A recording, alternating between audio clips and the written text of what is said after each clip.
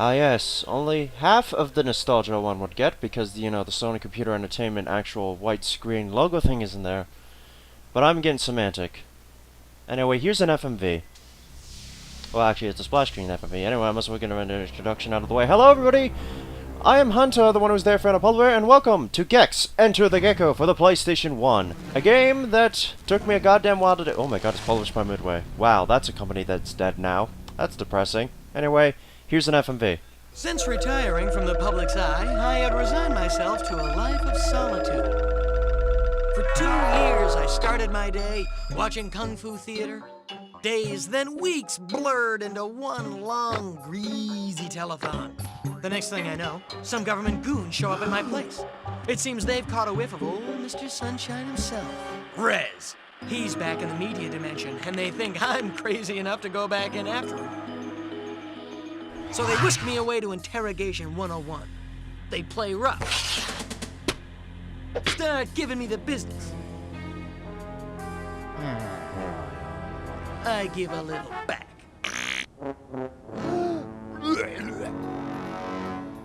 So we negotiate a little something to cover my expenses.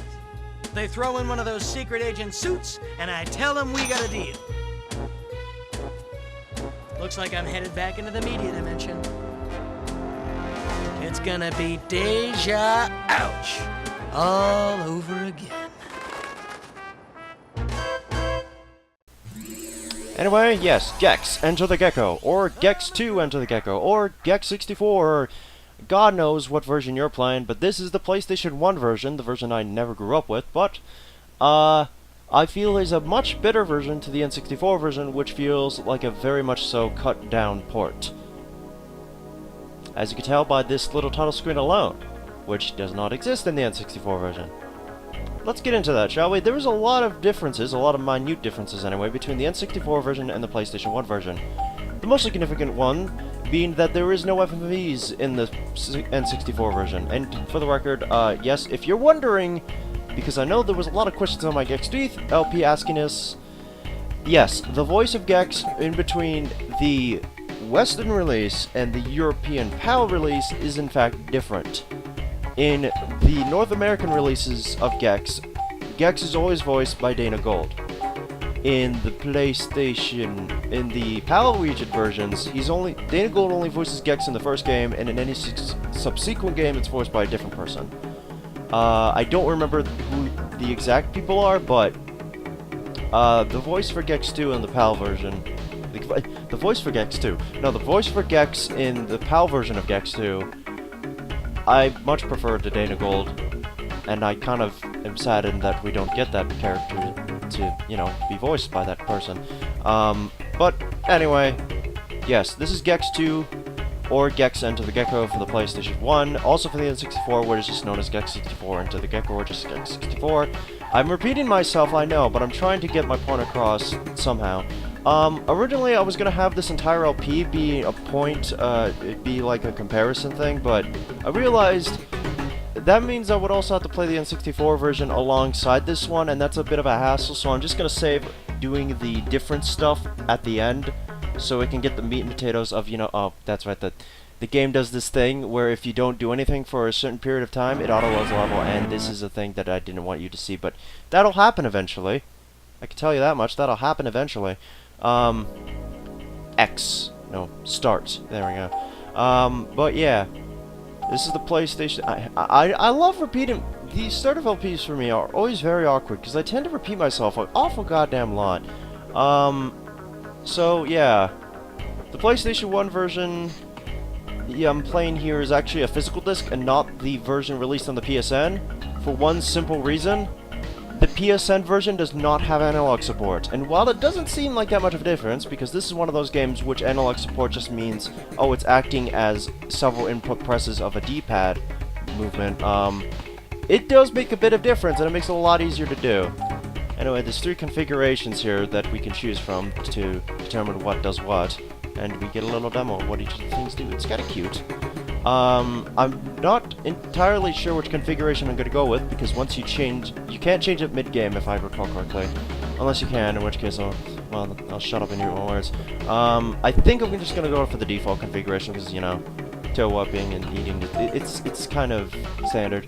I'm probably just gonna make it mono. For the simple fact that, you know, that way I won't have to worry about people complaining about, you know, the stereo things. If they got problems and it should bugs the shit out. I'm gonna start getting used to doing that. And, yeah, passwords. Ooh, passwords. We're gonna fuck about with this menu for a bit. Not entirely, but we got passwords, which are a la Crash 1 done via input of the face buttons, and also the trigger buttons. Doesn't really do anything, though. Well, I mean, we're not gonna be using it because we have a memory card. Even though there's nothing on this particular digital memory card because, I decided to make a new one exclusively for recording PS1 games on, you know, I've set up my things. What this would normally do is just show little icons of all the saves. Trust me, I've actually, you know, maybe at the end of this I'll show you what I mean by changing the memory card to a different one. I'm about to do a thing that'll make this thing a lot more fun.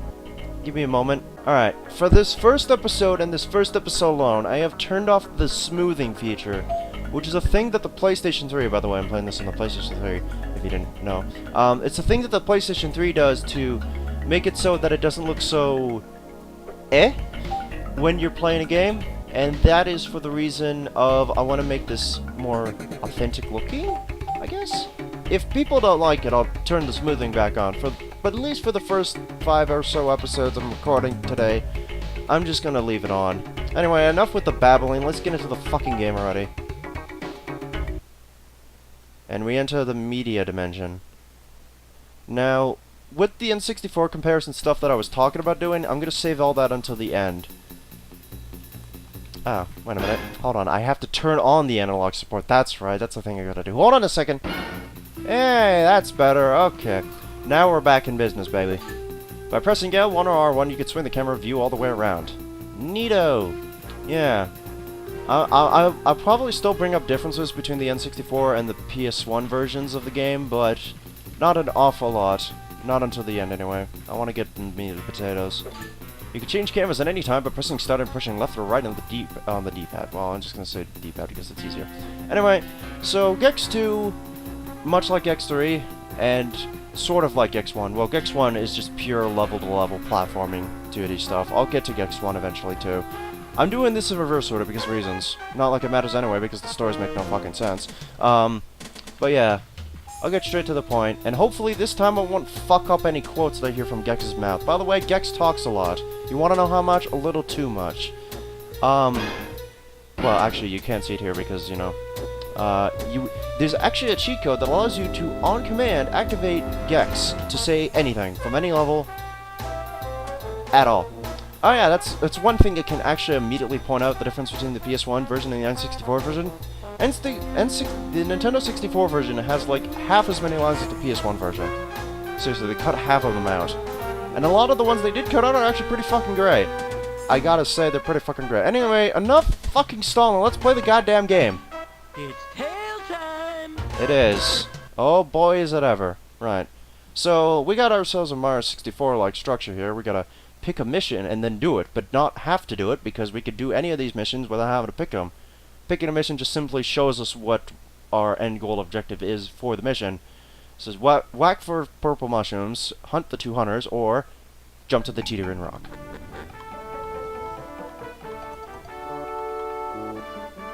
There's also a thing with sound overlapping. Wonderful. Note to self, don't drink tap water at Jerry Garcia's. And I don't know who that is, and I don't know why that needs to make sense. Alright, so there's usually about 3 objectives in each level. There's also another objective we could do by collecting exactly 120 fucking whatever these things are. Well, I mean, they're carrots, obviously, but whatever the level collectible is, we collect 120 of them in total to get ourselves a silver remote. And there's also another silver remote. Well, actually, no, I think it's a silver remote. Golden remotes are bosses. There's another silver remote we can get if we find it, because there's the secret silver remote we can find. So that's our, yeah, ow. It's pretty self-explanatory, so I don't think I can, you know, get into much more detail than that. And every time you collect, you know, for the first 30, it's one collectible. The next 40, it's a different one, and then for the next 50, it is another one after that. So that's all. Okay, so that's basically all I need to say about it, control-wise and gameplay-wise. I think I got all that done and out of the way. So let's now get into the fun things about Gex 2, such as advanced mechanics. If you hold down R2 and press X while you're running, you do a jump kick, which is equivalent to Mario's long jump in Mario 64, which helps you get a little bit of extra distance, and is actually going to be, you know, used an awful fucking lot, because honestly, some of these jumps are a little bit hard to judge, so I just use the long jump as an excuse to, you know, get a little bit farther, but not too much farther. I love the first episodes of an LP where you have, like, no idea what the fuck you're gonna talk about and how you're gonna talk about it. That and I haven't recorded anything in a while. Oh, there's the silver remote. I instinctively knew to come up here for some reason. I don't know why, I just did. But yeah, that's the silver remote at this level, so you don't have to worry about that anymore. Thankfully, I think this LP is gonna go by a lot quicker than, you know, Gex 3 did, because I was kind of bumbling about, and the level design of Gex 3 is actually a lot more, dangerous. And also, there's no glitch in one of the levels in Gex 2 that'll fucking screw you out of getting the golden fly remote. Looking at you, Gangster TV. And I don't think there's anything close to infuriating as Mythology Network, so we don't have to worry about anything like that. What we do, however, have to worry about is running out of things to say. But if my luck will be kind to me, Gex will provide that hole in the market, because, like I said before, he has a lot of things to say. And it hurts. As you said there, his inner child is coming out, and it hurts. Right, let's get into these flies. You can have a fly follow you, but you don't necessarily have to eat it. And this will come in handy because we can essentially use this as a way to gain an extra hit when we don't really, you know, we already have full health. And I will be abusing this a lot. And yeah, we're just gonna go for the the end level one right now because we can, and I wanna. Look, I just wanted the gift shop in the bathroom. Okay then. And now we are a rabbit. You get the joke? It's because Wabbit season. It's also because of Looney Tunes. I guess we could talk about, you know, things pertaining to the level we're playing in. Now, let's talk about Looney Tunes, hey? Specifically the Bugs Bunny cartoons. I've been watching, well, I was kind of pseudo-marathoning the old ones until I just stopped for some reason. The Bugs Bunny cartoons. And I completely missed what he said, go me. Not like, I'm not sure if any of you care if you hear what he says, because most of it is pretty goddamn nonsensical. But yeah. We got a knot and we're FUD. And I definitely do not know what he said there. So that's always wonderful and great.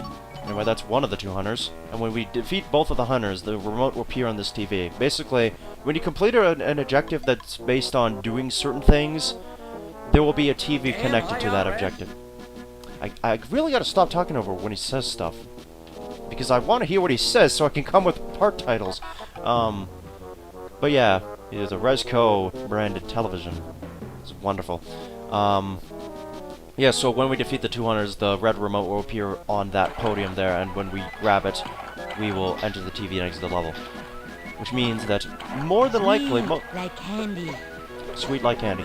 Most of the time, I'm probably just going to be going for the collect all the things objective first in the level, so that means I'll probably be going after the objective in a level that takes me the longest to do, so I have an excuse to go out of my way to collect all the collectibles, and all that fun stuff. By the way, this is an extra life, I think. Yes, it is. Okay, just making sure. I got a mate. And I don't think he said anything much there. I think he just said animation. I can't remember. But yeah. It's pretty basic platforming stuff, and the way that the levels are actually designed is not too bad. Well, at least for this level, because it just has, like, there's a problem with PS1 games because of their inability to really render an awful lot. And there's a server remote for collecting all the collectibles, so we don't have to worry about collecting any collectibles, but if we do collect more collectibles, every 50 we get an extra life. So, I mean, it's kind of pseudo worth it to keep collecting collectibles, but don't go too much out of your way for them after you get the 120 needed for the star. The star? I'm sorry, I instinctively said star. Because I'm so goddamn used to, you know, Mars 64 jargon. Beetlejuice threw up. Okay. I don't think that's what would happen if you threw up, but we'll go with that, sure. Right. And now I've got a checkpoint TV. Apologies for that bright light. It's gonna happen every time I hit the checkpoint thing. So, deal with it? Or just get used to it? And also, I'm sorry. Slip of the tongue. So, yeah. That's gonna be a fun thing. Anyway, I was going on a tangent about the old fucking Looney Tunes cartoons, and I just stopped. Can I just say that, I'm gonna show an image. Old Elmerfoot, kinda scary looking. Just a little bit terrifying to look at. A little bit too derpy for my taste. And also a little bit too realistic in some parts. It's kinda creepy. Same with old Bugs Bunny. Especially in the, Low to the floor. especially in the one cartoon where he's, it was a wartime cartoon, where he's, trying to, you know, ward away, like, this little gremlin thing from a plane, because it's playing with a goddamn nuclear bomb, and that's, like, you know, whatever. And it's weird. Old Looney Tunes cartoons are weird. I do like the old, wartime ones. I can't remember the name of the one, but it was basically like, here's a day in the life of, people in the war, blah blah blah. I like those ones a lot, if not more than the character-focused Looney Tunes cartoons, because, I don't know, I like the situational, like, play-by-play comedy more. Anyway, first remote get. Tail time. And it shows you all that you've done in the level, and that's about that. Should we go for the other ones now? I mean, we've spent quite a bit of time in this video alone. But, nah. Oh, jeez, that scared me. Okay, let's not do that, game, please. Okay, thank you. And I'm saving it there because I instinctively save it at the bottom of things. Alright, in fact, it puts it up there anyways. It's not like a fucking matter. Anyway, next time on Let's Play Gex 3, we're going to be doing the other two remotes in out of Toon, and then we're going to be proceeding on to the next level, unless a bonus level decides to interrupt us. More on that later. So until then, see you later, and goodbye.